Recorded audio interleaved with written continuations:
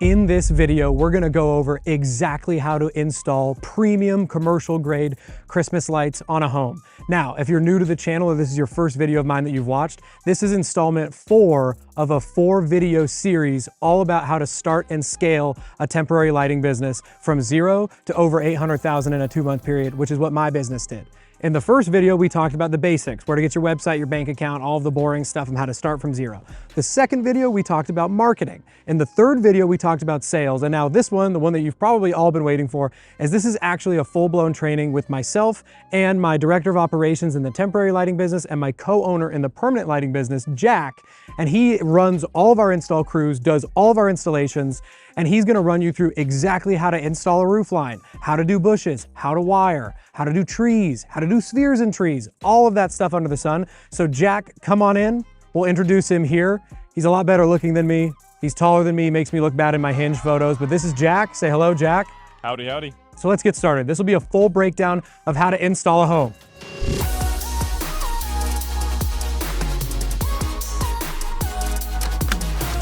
We're gonna start with the main piece, the roof line. So most of you guys have ordered the starter packs from CLC that I've linked in previous videos. Everything you need for the roof line is gonna be in that starter pack, outside of 2 things. You need to get a ladder. We recommend getting the Gorilla ladder. That's typically, they're like, what, 22 to 24 feet, something like that? 24 feet. And it makes an A-frame, or it can flip out and be an extension ladder. That's the dream scenario there. You're gonna need to go get one of those. And if you're like, oh my gosh, I don't have a truck. My entire first year I installed with a folded up Gorilla ladder and put it in the back of a Ford Fusion sedan, not a hatchback, a sedan. So you can find a way to do it. And then the other thing you need is wire cutters to actually cut the blank wire, which Jack's gonna run over right now. So Jack's gonna take it from here and show you guys exactly how to install a roof line. Then he's gonna go down and show you what else you can do with the roof line lights, which is you can do ground stakes with them. And then he'll show you how to wire, how to install, how to do clips, all of that jazz. And then you'll move on to some trees, some bushes, different wiring, things like that. We'll talk about wreaths, timers, and go from there. So Jack, take away. So, as Steve was saying, everything that we do is custom. So, from the roof line, everything's custom cut. We're putting our bulbs directly on peaks, ending on corners perfectly. In order to do so, you're going to take your 15-inch spool, the bulbs, these C9 guys right here, they screw right in just like that. And most of you guys, we're in Arizona, so we need to use tile clips. You're going to be using ones that go first, and the bulb screws into them for gutters, shingles, all that fun stuff. But 99% of our jobs are tile, so we use these tile clips. So they just snap on just like so. And like what we were saying, there's multiple different things you can do with your socket wire. So we also use it for ground stakes. So a lot of people line the walkways, go around the front of the brickwork or the home, whatever it may be. And it's as simple as taking this guy here. So you have your line pre-bulbed, whatever color pattern you want. You're gonna put this guy just on there, just like so, twist it on, and then you're coming down.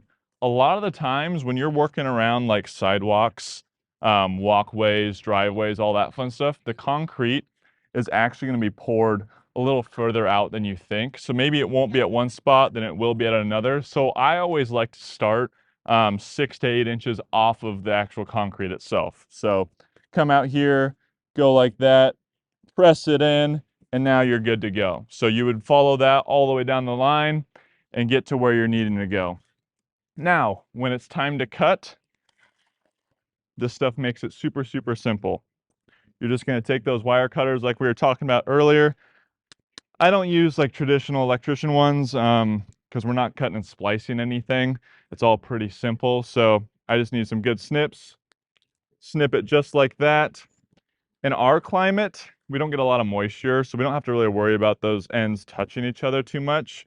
But I always just pull it up like that, and that kind of makes it so that none of the open exposed copper is touching each other. Then say that this is the end of a line, so we're finishing it off. You're going to want to grab your female end. These all come in 2 pieces. There's a slide on the back of it, and then the plug itself. You are going to lay it so that the cord, there's 2 teeth inside of here, goes against both of those teeth. I always kind of press it down, grab that little slide like we were talking about, coming onto here. If it's a little bit tough, what I like to do is I like to grab those cutters, use the opposite side of them, and squeeze it together. And now you got a female plug. You can plug right into that with anything else that you're using.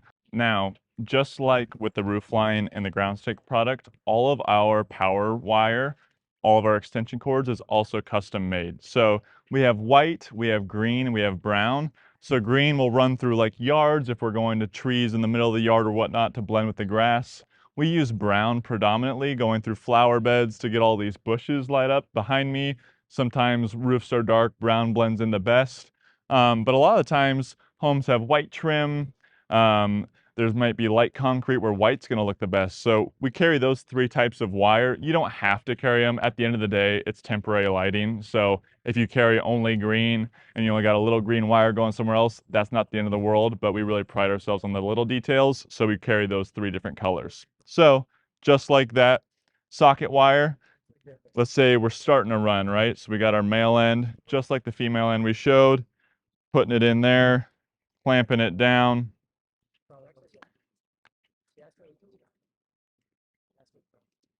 Closing it,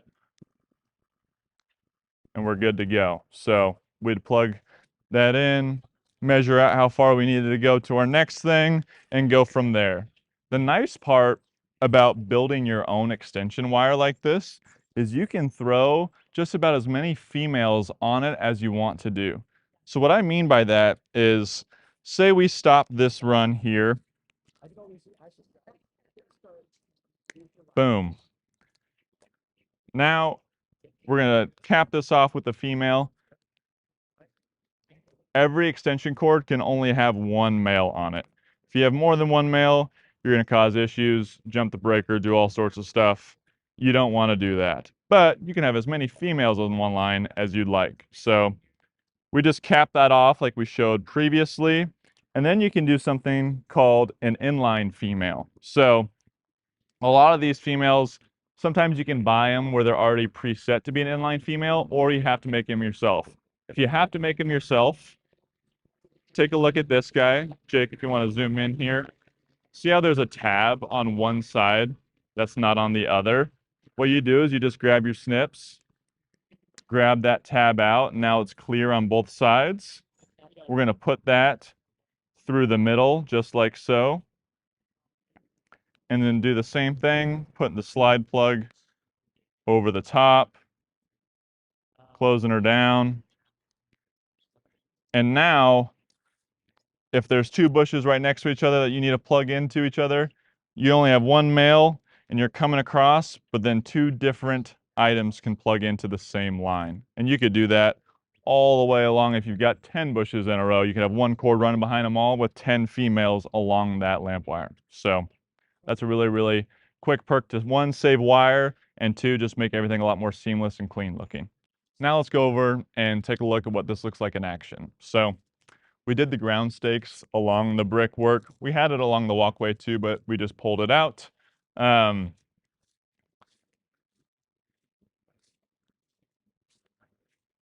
As you can see, we keep everything in a nice straight line. You always want to pull the slack out to keep spacing consistent. If you've got a little bit of slack here and no slack in other spots, it looks really bad at night. So you want to make sure that you're controlling and keeping that line taut as you go from ground stake to ground stake. So an example of that spacing being off would be like right here.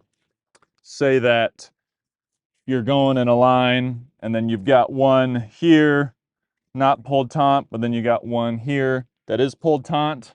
Obviously, that's going to look pretty crummy at night, and you want to do everything you can to avoid that. Sometimes there's going to be like a rock or a sprinkler head in the way. Just try and maybe shift it away from that instead of tightening up the spacing, because that little shift away, like an inch forward, isn't going to make that big of a difference, but you going in towards the other bulb will. So that's just something we want to avoid. Next, we're going to talk about how we light up our bushes and our trees. So we use LED minis. We have convex bulbs and concave bulbs.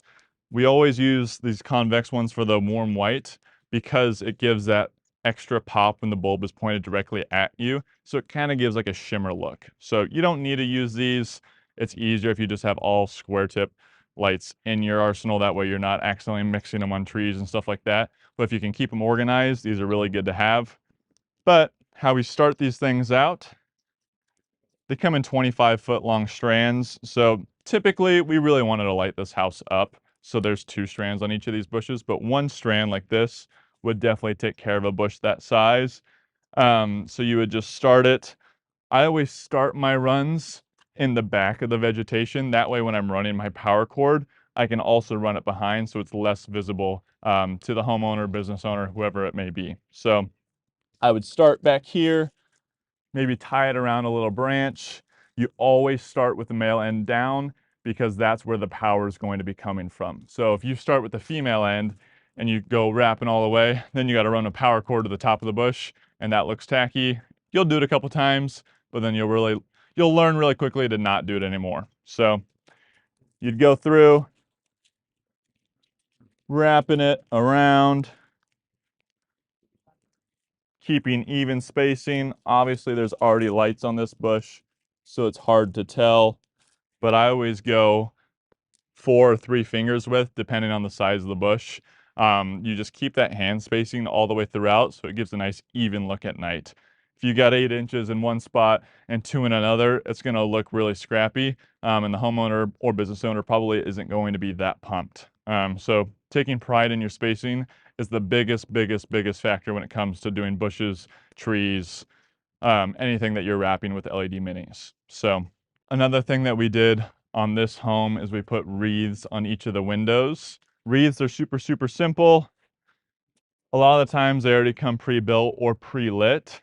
This specific client wanted our red wreaths, so we wrapped them in red mini LEDs like I just showed you on that bush. And they already had nice nails put here. They wanted power going all the way to the ground, or else you'd be able to pull power from the roof line typically for your wreaths. But all we use is this simple cable. You can get it at Home Depot, spools of like 500 feet. I always build a little triangle. That way it keeps it from rocking and swaying in the wind, because if it's only on one straight line coming down, it's really easy for it to spin. But when it has tension on 2 points on either end of the wreath, it removes that risk from happening quite a bit. So this is wrapped up with our red LEDs, like I said before.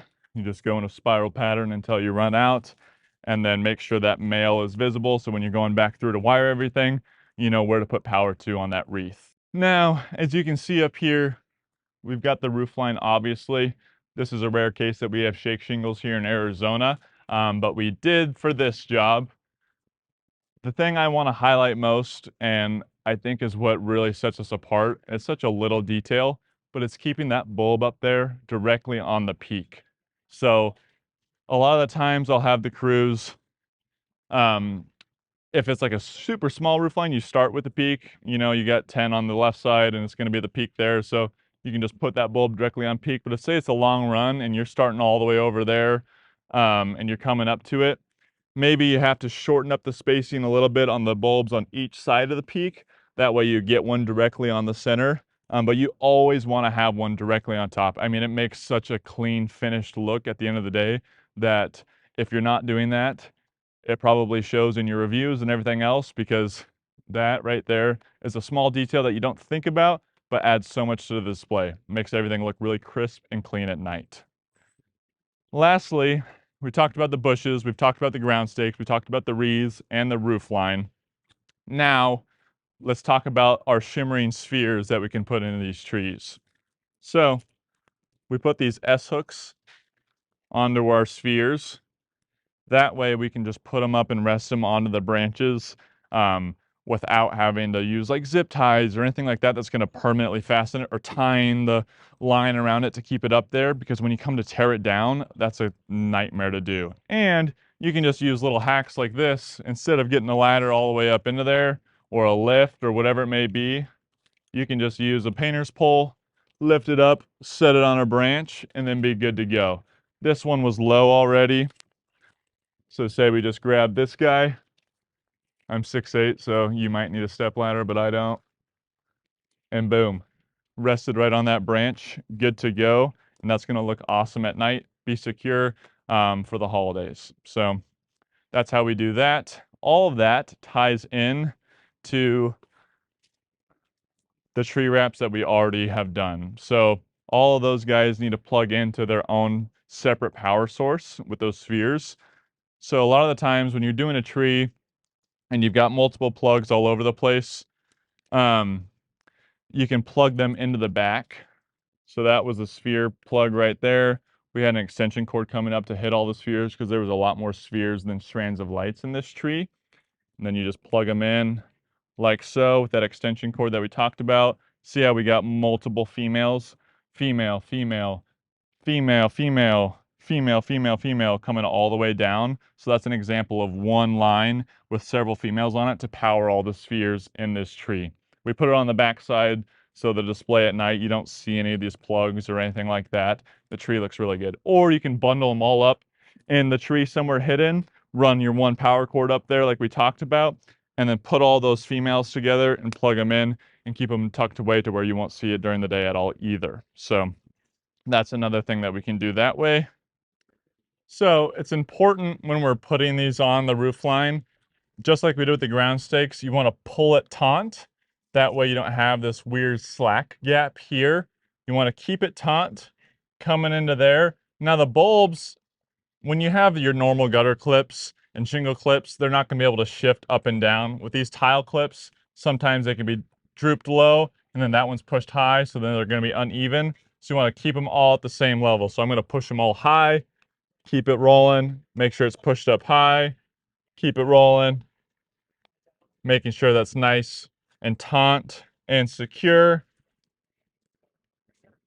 Going into there and finishing off right on the corner. You don't want to stop here and get lazy. You want to make sure you finish off every line to the end because it's custom cut. You can snip it, add that female on there, and now that line is closed and good to go, and power is going to be running from that side of the house, running this way. If you're wanting to start another run to go up the top of the roof, you just plug into there and keep it going.